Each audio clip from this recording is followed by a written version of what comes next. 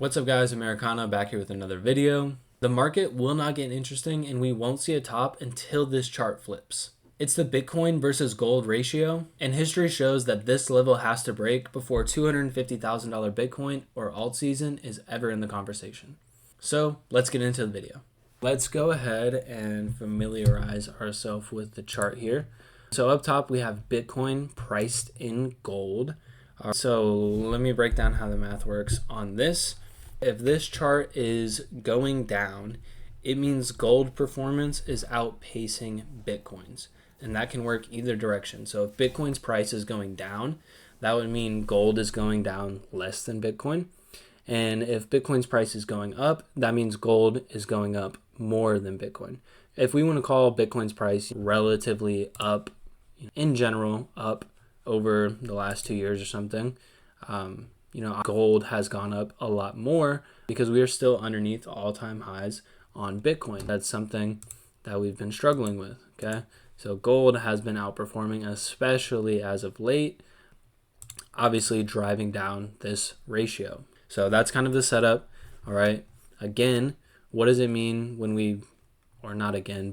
what does it mean when we break out from these levels? When we break through all-time highs, and as you can see, has been somewhat of a struggle each time, but when we break out, what does that mean for the market?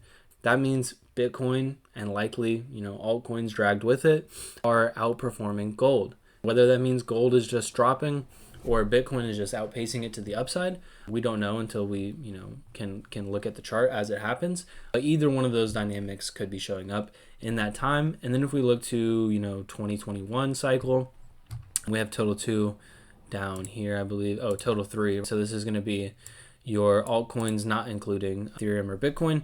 Obviously, when we finally got the breakout on Bitcoin price and gold, we saw massive expansion, and I can't look at data all the way back here, but we can assume some sort of appreciation would have happened as we got the breakout. And then obviously when we got really up here, we saw the insanity happen in the market. Okay.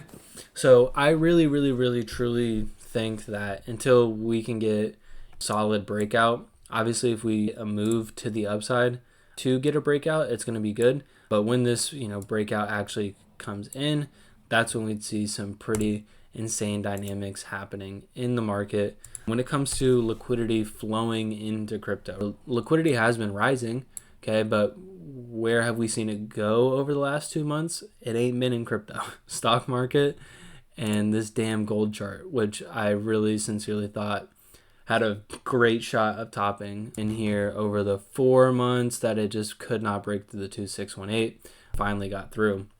But we'll talk about this dynamic in a second. You just need to understand that, hey, gold is sucking up all the liquidity. Until Bitcoin can start outperforming gold, crypto is likely not going to be as fun as people want it. So let's dive into some of these dynamics so you can actually see what I'm talking about, so I'm not just BSing you guys. Up top, we have Bitcoin. In red, we have gold. And then we have Dow Jones in purple here. What dynamic do we see show up? Massive rally in gold. Obviously, Bitcoin stays in a bear market territory that entire time. Stock market does okay, but it's kind of like expanding and flat at the same time in a weird way. And then obviously the little COVID blip in here that we can kind of ignore. That was just, some crazy news. But, what are we seeing show up in here? Obviously, once gold was able to top out is when we saw massive appreciation, not only in the Dow Jones, but in Bitcoin. So dynamic showing up of, hey, we really want to see gold topping out to get some appreciation in our coins and stock market. We're actually almost in a relatively similar situation right now. Especially if we're looking at the Dow Jones, right, where we're kind of coming out of some sort of V-shape, not correction, but recovery. V-shaped recovery in the stock market. Bitcoin not quite at its same point as we are above the all-time highs, and gold much higher than it previously was. But again, if we can just get this dynamic to show up, if we can get some of this out of gold, would be absolutely epic for the market, especially after gold has gone on this massive tear and has a ton of room to the downside to move. Okay, I'm not saying gold has to go all the way back down here and 10-year bear market or something like that. And there's not going to be, obviously gold goes up when people are worried about markets or inflation or things like that. So I'm not saying things just go down and markets return back to zero interest rates and we never have to deal with inflation or being scared again. But my point is for a final push in Bitcoin, right? We've been expecting that we're at kind of the final phase of the cycle, but for at least a final push in Bitcoin, we need some sort of downward action in gold's price, which again, we show with the ratio in here, or outperformance just coming from Bitcoin. One of those two things, or possibly even what I suspect we would see is a decline in gold leading to the liquidity in Bitcoin, where Bitcoin actually does both appreciate faster than Bitcoin or than gold, while at the same time gold's price is actually falling is the most likely dynamic, because it's going to take liquidity from one to see the other rise. Okay, so again, just want to see some sort of dynamic show over where we can get gold to chill out, give us a break, and let some liquidity flow into the market. All right, so I do want to talk about, I got my notes here. All right, if we do get to a point where we're at like this 25 to 26 to 1 ratio on Bitcoin price and gold, okay, sorry, you can't see it over here. It's if you add this to your chart on TradingView, it's just a ratio. So it's just like 1, 2, 3, 4, 5, 6, 7, whatever. You can't see it to the right of my chart, but I'm looking at this, support level basically. If this support level, we do get down here, that kind of needs to hold, as we obviously haven't made any lower lows this cycle. But until then, it's just kind of dynamics playing out, liquidity bouncing around from different sectors, as well as trying to figure out what the liquidity is going to even look like with rate cuts and things like that showing up. So if we do happen to get down here, looking for that to hold, more than welcome to find a bottom anywhere in here. So now that we got that covered, let's look at gold's price. Obviously, I told you multiple times about my exit plan for this cycle based on fib extensions and stuff like that. Hopefully, influence on that too. You guys can see this stuff works. Perfectly tagged 1618 drop, right? 2-3 months of consolidation before higher. Tag the 2618, 4 months of consolidation before higher. So we can be topping out anywhere in these fib levels. Any one of these fibs can act as a top, and or hitting a fib and getting some sort of divergence into a final push. We don't have to necessarily hit the 3618. Okay. In my opinion, this was 5 waves to the upside on gold. 1, 2, 3, 4, 5. So really thought we had a good shot of topping in there.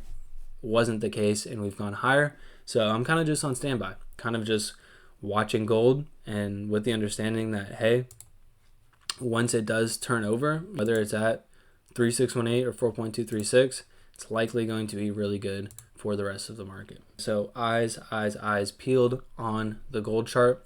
I do want to point out, if you look at this chart and you tell me, hey man, it's topped. If that's what you want to argue, you're essentially arguing two things, or a variety of things. You're telling me that gold has no shot of topping at the levels it's currently at, because obviously if gold tops out, you're going to see this chart go up, unless Bitcoin so happens to top out at the same time, which again, dynamic that we've showed typically does not happen. But you're basically saying that gold can go on a tear forever, is essentially what you're saying, which is impossible. Nothing goes on a tear forever. So if you want to argue that the top is in because this chart has topped and it looks a little bit different than previous cycles, well, I'll let you think that, but these fib targets and stuff like that, 1, they work, and 2, just the basic understanding that nothing can go on forever, nothing can go on massive rallies forever without some sort of consolidation or pullback. So that's what we're looking for on gold. And then again, kind of to that point, looking at Bitcoin's market cap here last cycle, obviously when we got up into these fib extensions and then when we hit 4.236, it's going to mark the top. Some sort of top, some sort of consolidation is going to come in once you start hitting these fib levels. It's just how it works. It's just how it works. It's exhaustion in the market. So if we're saying gold could get exhausted at any point in time, and we're saying this chart could finally break out, obviously pointing to this dynamic showing up, which, as we've shown here, is good for markets, is good for risk on. Okay, so little bit of it wasn't a super fast video, but kind of ran through it quick. But anyways, we'll kind of wrap it up here. If you guys have questions, be watching this chart. If you need help setting it up or something, let me know. I'll help where I can. But that's it for this one. We'll wrap it up here. I appreciate you guys as always. Appreciate the support, subscribers, comments, likes. If you guys could just keep supporting, doing that, dropping comments. If you're watching this and you haven't subscribed yet, consider. But anyways, guys, we'll wrap it up here. Catch you guys in the next one. Peace.